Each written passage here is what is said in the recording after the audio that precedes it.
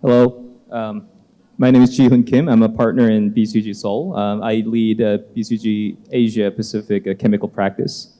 Wow, it's a very big stage. Well, thank you for inviting me here. I'm very impressed by GC for hosting such an important topic. My clients in Korea are more conservative in approaching the circular economy, but it's very impressive that how GC is shedding light on this very important topic. So, yeah, it works now. So the plastics have been a very important part of our lives. If you see in the screen here, on the very left side, you have a 1950s Life magazine where the people are really celebrating how the plastics are changing their lives. They call it throwaway living. You know how that has changed over the years. Now the plastics really provide a lot of innovations in our most important end-use industries like automotives, packaging, and also in electronics. But then there's an issue that's been more highlighted recent years. If you see the slide here, we compared 2014 versus 2050, where the annual plastic production will actually quadruple in 2050. And the ratio of plastics to fish, which is about 1 to 5 right now, is going to be 1 to 1 in 2050. So you'll actually see more plastics in the ocean than the fish. So that sort of highlights what kind of problems that we're dealing with. And there's also a lot of public outcry about the plastic use and how that's really influencing all the life in the ocean. You've probably seen in the YouTube that there's been a turtle stranded in snow nostrils. And then all these young generation really looking at these YouTube pictures or all the movies that are really creating all the influences and really urging people to come up with a new concept or innovations in circular economy. And we see also the end-use industries like Starbucks, Coca-Cola, Disney, McDonald's really trying to use less plastics in their products. And the other thing that really triggered the circular economy notion is that China really banning its import of the waste. And that's really triggered other countries that has been really importing a lot of their waste to China, has been really accumulating more and more waste in their own markets. And that really required a new solution for this.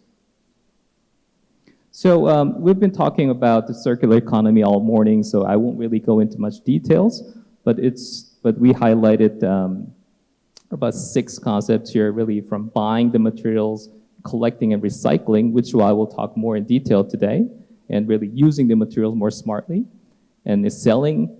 Not just selling the materials and wasting it, but selling, and it also includes the concept of leasing the materials and making materials more waste-free and more recyclable, and designing materials that can be more reusable. So 3 things to really touch upon today. First, what kind of innovation are really taking place to make products more recyclable? And second, what kind of new recycling technologies are being in place to make it more economical and also recycle products better? And third, what kind of the participation really being in place across the value chain among the companies? So just a very brief introduction here today, but the companies like BASF or Dow, really global leading companies, they're all trying to come up with the better design of their products. So for instance, we use a lot of additives that goes into our plastics, stabilizers, flame retardants, or surface modifiers. So they're trying to innovate their products with the coming up with the additives that can be better eliminated or that can be recycled. And also the companies like Dow coming with the monolayer products. So monolayers, a lot of our packaging materials are multi-layers. So multi-layers really make it more difficult to recycle any of the products. But trying to come up with a monolayer, but also really meet the expectation in terms of the quality, they're trying to come up with better products. I think that the most important thing that we have to talk about is the plastic recycling technologies here. So I think many of you probably heard that there are two types of recycling. Mechanical recycling, so basically taking the products, for instance, for PET bottles, taking off the labels and really rinsing it and pulverizing it and making it reused for the polymerization. And there also is another type called chemical recycling. And chemical recycling can be also further grouped into the depolymerization and pyrolysis.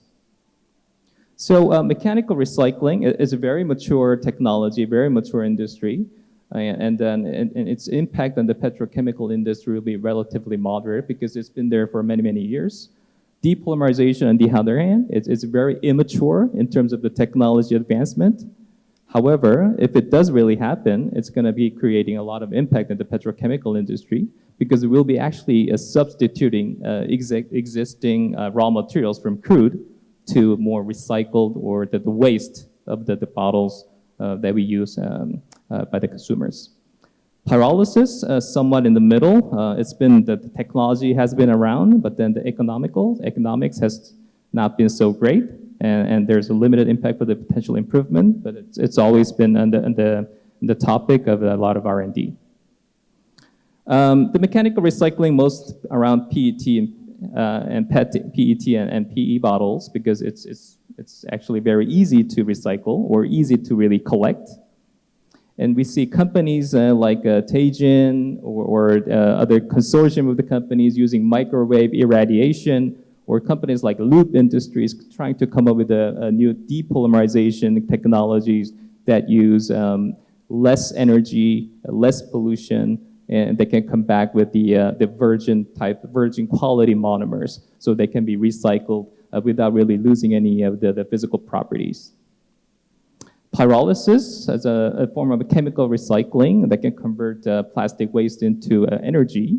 So pyrolysis, you get to products like natural gas liquids, or the char that can be used as another feedstock for the refineries to make other petrochemical products or refining products.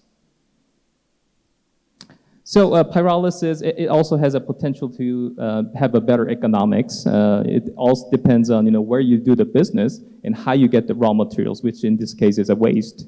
So it depends on which region that you're doing. For instance, if you build a plant in U.S. Gulf Coast, you basically get zero for the feedstock. Of course, you get other cash costs, but then it can actually create a relatively competitive cash cost for the production.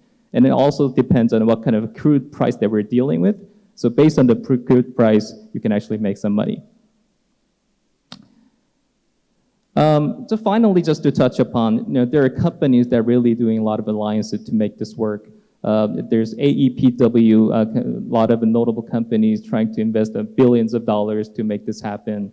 And this really brings a lot of outcry and really highlighting all the actions that will have to take on the chemical companies.